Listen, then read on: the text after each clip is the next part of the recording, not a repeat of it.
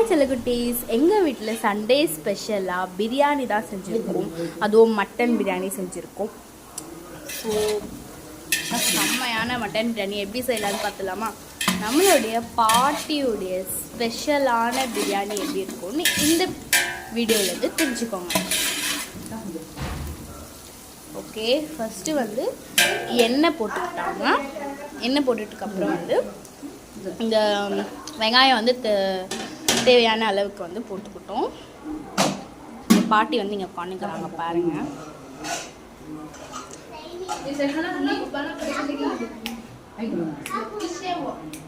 Okay, இப்போ வந்து மூடி வச்சுருக்கோம்.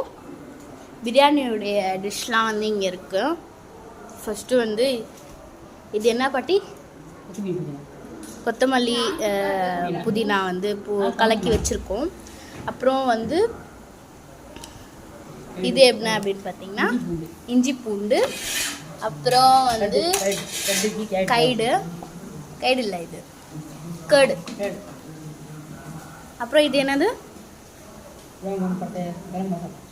கரம் மசாலா, பிரியாணி மசாலா எங்கள் வீட்லேயே செஞ்சது. இது அடுத்த வீடியோவில் பார்க்கலாம் நம்ம எப்படி செய்யலான்னு. அப்புறம் வந்து இது, அப்புறம் வந்து தக்காளி வந்து வெட்டி வச்சுருக்கோம். நாங்கள் தக்காளி வச்சுருக்கோம். வந்து அவ்வளோதான். இப்போது வெங்காயம் வந்து நல்லா வெந்துடணும், நல்லா வதக்கணும். எங்கள் பாட்டியோட கை பக்கம் தான்.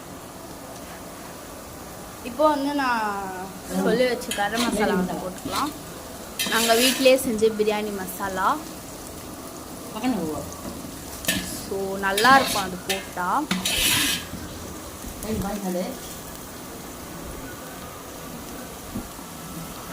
செம்மையான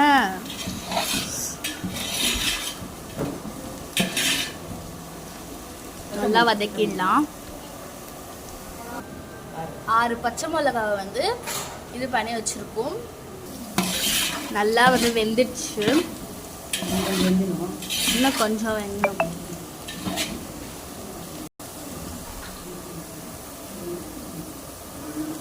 இப்போ நம்ம 6 ஸ்பூனுக்கு வந்து இஞ்சி பூண்டு, 7 ஸ்பூன் இஞ்சி பூண்டு நல்லா போட்டு நல்லா வதக்கிடலாம்.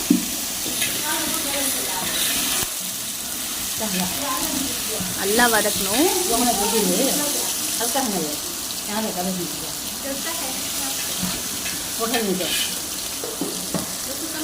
செம்மையா இருக்கு பார்க்கவே. இப்போ வந்து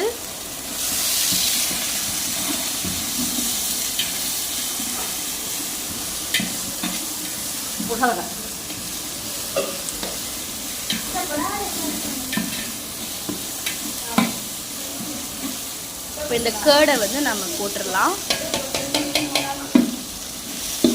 இவ்வளோ தேவையான அளவுக்கு போதும். என்கிட்ட இன்னும் இருக்குது.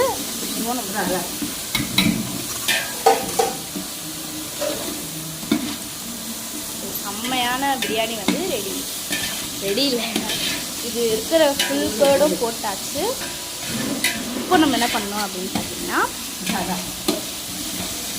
நல்லா வதக்கிட்டு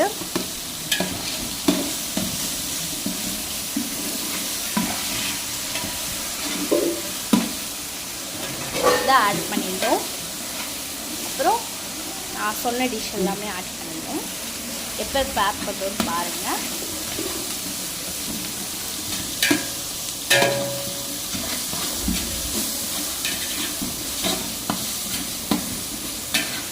செம்மையாக இருக்குது.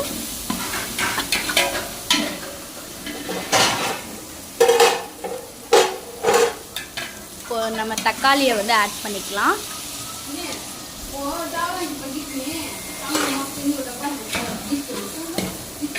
1 கிலோ தக்காளி வந்து இது பண்ணிவிட்டு கல் உப்பு இருக்கு இல்லையா, அது வந்து நம்ம போட்டுக்கலாம். 1 கைப்பிடி இவ்வளோ. அப்புறம் 2 கைப்பிடி வந்து போட்டுக்கலாம். அப்புறம் நல்லா வதக்கிடலாம்.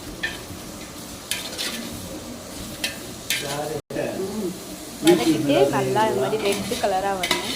இப்போ நம்ம இந்த குக்கரில் வந்து மட்டன் வந்து வேக வச்சுருக்கோம். அந்த மட்டனை வந்து நம்ம போட போகிறோம். ரெடியாக இருங்க. இப்போ நம்ம இந்த மட்டனை வந்து நம்ம போட்டுக்கலாம்.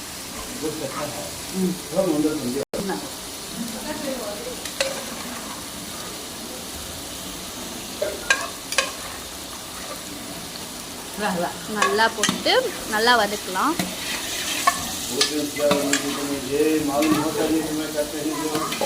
இப்போ நல்லா வதக்கிடலாம். இந்த மாதிரி வந்து வரணும். இப்போ அந்த மட்டன் இருக்கிற தண்ணியை வந்து நம்ம போட்டுக்கலாம். மட்டன் வேக வச்ச தண்ணி இருக்கு இல்லையா, அதை வந்து போட்டுக்கலாம்.